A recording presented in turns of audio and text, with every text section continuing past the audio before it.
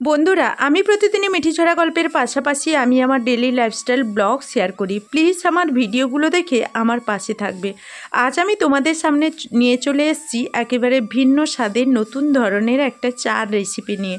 তো চলো ভিডিওটা শুরু করা যাক। আজকের মিঠিঝরা ধারাবাহিকের নতুন আপডেটে দেখা যাচ্ছে যে হঠাৎ করে রাইয়ের শরীর খারাপ, বমি পাওয়া, এই সব কিছু দেখে রাইয়ের বৌমণি রাইকে প্রেগন্যান্সি টেস্ট করার উপদেশ দিল।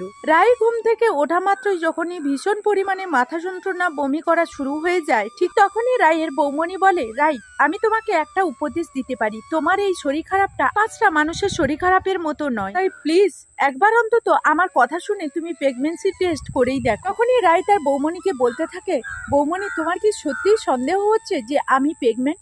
তখনই রায়ের বৌমণি বলতে থাকে যে একবার টেস্ট করে দেখলেই অসুবিধে কি। এই কথাটা নীলু বাইরে দাঁড়িয়ে শুনে ফেলে আর বলতে থাকে, রাই দিদি ভাই, তুই ঘর সংসার সবকিছু গোছানোর চেষ্টা করছিস, কিন্তু তুই কালকে বাড়ি ফিরে গিয়ে দেখবি যে তোর ঘর সংসার সবকিছু উজাড় হয়ে গেছে। আমি কাল রাতে যে বুদ্ধি কোয়েলকে দিয়েছি, আমার মনে হয় না যে আমার বুদ্ধিটা কোয়েল কাজে না লাগিয়ে এখনো পর্যন্ত রয়ে গেছে। তারপর যখন তোর বরের পাশে অন্য একজনকে দেখবি না, তখন তোর প্রেগন্যান্সি টেস্ট করার হুঁশ একেবারেই উড়ে যাবে, তখন কোনো কিছুই তোর মনে থাকবে না। তখনই রাই প্রেগন্যান্সি টেস্ট করে তার বৌমণিকে জানায়, বৌমণি, তুমি যেটা বলেছিলে সেটাই সত্যি।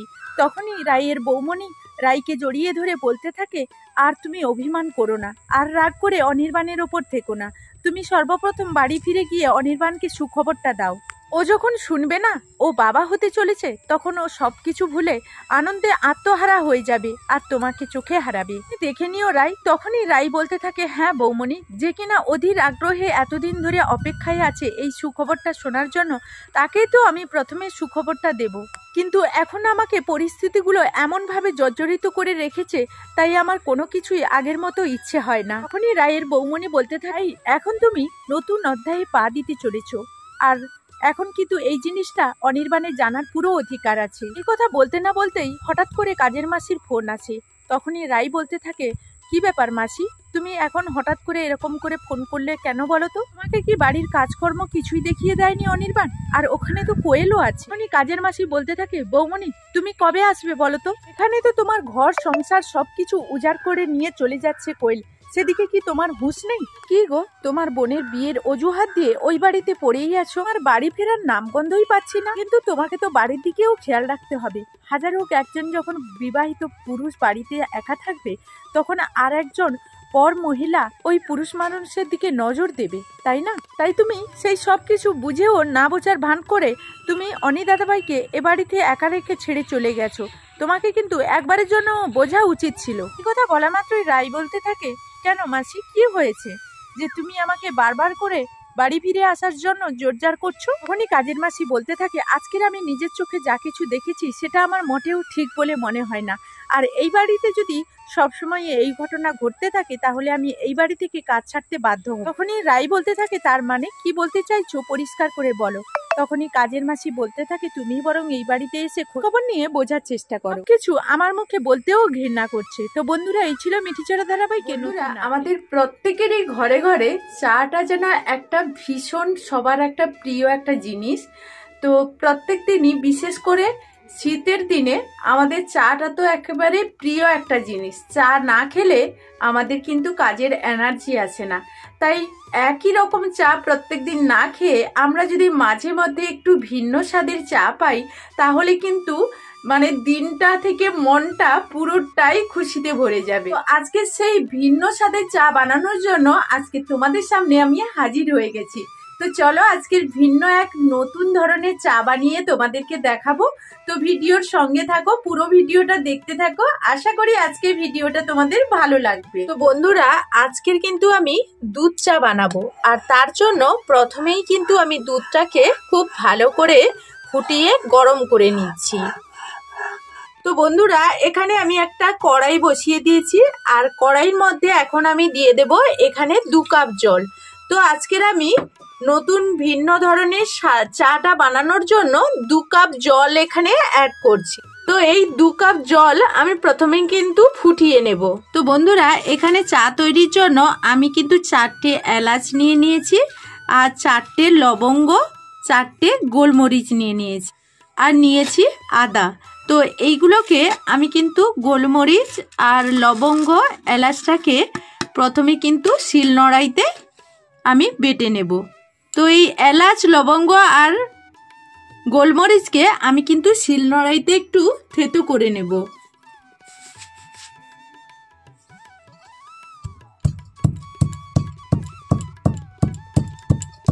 তো আমি চুলার আঁচটা বন্ধ করে রেখেছিলাম, এখন কিন্তু আঁচটা আমি জ্বালিয়ে দিয়েছি। আর এর মধ্যে আমি দিয়ে দেব যেই এলাচ আর গোলমরিচ লবঙ্গ পেস্ট করে রেখেছিলাম। তো এটাকে এখন আমি 30 সেকেন্ড মতো ফুটিয়ে নিয়েছি। এর মধ্যে আমি দিয়ে দেব 2 কাপ জলের জন্য 1.5 চামচ মতো এখানে চা। তো চায়ের সঙ্গে সঙ্গে আমি কিন্তু এখানে দিয়ে দেব 1.5 চামচ চিনি। তো বন্ধুরা, অনেকেই কিন্তু চিনিটা শেষে দেয়, তো আজকে যেভাবে আমি চা আর চিনিটাকে একসঙ্গে দিয়ে দিলাম সেটা তোমরা ফলো করো, দেখবে একেবারে দোকান বা বড় বড় হোটেলে আমরা যে চা খাই সেইভাবেই আমরা চা বানাতে পারবো। তো বন্ধুরা, এই দিকে দেখো আমি কিন্তু যে দুধটা গরম করতে বসিয়েছিলাম সেই দুধটা কিন্তু ফুটে ফুটে অনেকটাই কমে এসছে। তো অনেক বড় বড় চায়ের দোকানে আছে এই গরম দুধ দেয়। আমরা কিন্তু চা তৈরির ক্ষেত্রে যে ভুলটা করি সেটা কিন্তু হলো যে আমরা অনেক সময় কিন্তু ঠান্ডা দুধ কিংবা কাঁচা দুধ দিয়ে দিই, সেটা কিন্তু একদমই করা চলবে না। আজকের কিন্তু এই দুধটাকে আমি ফুটিয়ে নিয়েছি খুব ভালো করে, আর এখনও হালকা আঁচে এটা ফুটছে। তো এই অবস্থায় আমি দুধটাকে কিন্তু চায়ের মধ্যে দেব। এই অবস্থায় দেখো আমি চাটাকে 30 মিনিট মতো ফুটিয়ে নিয়েছি। তো এখানে দেখো আমি কিন্তু 2 কাপ জলের জন্য 1 কাপ দুধ দিয়ে দিচ্ছি।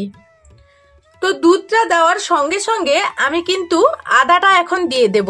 বন্ধুরা, আমি কিন্তু যে আদাটা এখন দিলাম, তোমরা কিন্তু আমি যখন গোলমরিচ আর লবঙ্গ এলাচের দানা দিয়েছিলাম তখন যদি দিয়ে দিতাম তখনও হতো। তো এই সময় যদি আমরা আদাটা দেই তাহলে কিন্তু চায়ের ফ্লেভারটা খুব সুন্দর আসে। আর এখন চাটাকে আবারও আমি 3 মিনিট মতো ফুটিয়ে নিয়েছি। আর এখন আমি চায়ের মধ্যে দেখো এইরকম অনেক আমরা দোকানে দেখবে এইরকম ভাবে চাটাকে উঠিয়ে নেয়। তো একটা খুব সুন্দর কিন্তু চায়ের ফ্লেভার আসে। তো আমি সেই দোকানের মতনই কিন্তু চাটাকে এইভাবে তুলে নিচ্ছি। তো বন্ধুরা, মাঝে মধ্যে এই ভিন্ন স্বাদের চা কার না ভালো লাগে। তো আমরা বাড়িতে একঘেয়েমি চা না খেয়ে যদি মাঝে মধ্যে এরকম ভিন্ন স্বাদের একটা চা পাই তাহলে কিন্তু মনটা কিন্তু খুব খুশিতে ভরে যাবে। আর চা খাওয়ার পর কাজের একটা এনার্জিই আলাদা আসে। তো এখন চাটাকে খুব ভালো করে আমি ফুটিয়ে নিয়েছি, আর এখন খুব ভালো করেও চামচের সাহায্যে আমি এইভাবে ঝিকিয়ে নিচ্ছি। তো এখন আমার চাটা পুরো রেডি হয়ে গেছে, আর আমি এখন নামিয়ে নেব। আর এখন গ্যাসের আঁচটাকেও বন্ধ করে দেব। তো বন্ধুরা, এখন কিন্তু একটা ছাঁকনির সাহায্যে খুব ভালো করে কিন্তু ছেঁকে নেব। চায়ের কালারটা কত সুন্দর হয়েছে তোমরা একটু দেখে নাও। তো বন্ধুরা, চায়ের কালারটা তো দেখতেই পাচ্ছ, আর চায়ের টেস্টটাও তেমন হবে। তো চাটা কতটা গাঢ় হয়েছে সেটা কিন্তু দেখো তোমরা। তো এইভাবে সুন্দর একটা চা তৈরি করে নিলাম বাড়িতে। বড় বড় দোকানে যেভাবে আমরা খেয়ে থাকি সেই টেস্টটা কিন্তু এই চায়ের মধ্যে আজকের পেয়ে যাব। তো এখন কিন্তু দুটো উপকরণ আমি দেব। তো উপর থেকে আমি একটু দিয়ে দিচ্ছি এলাচের গুঁড়ো,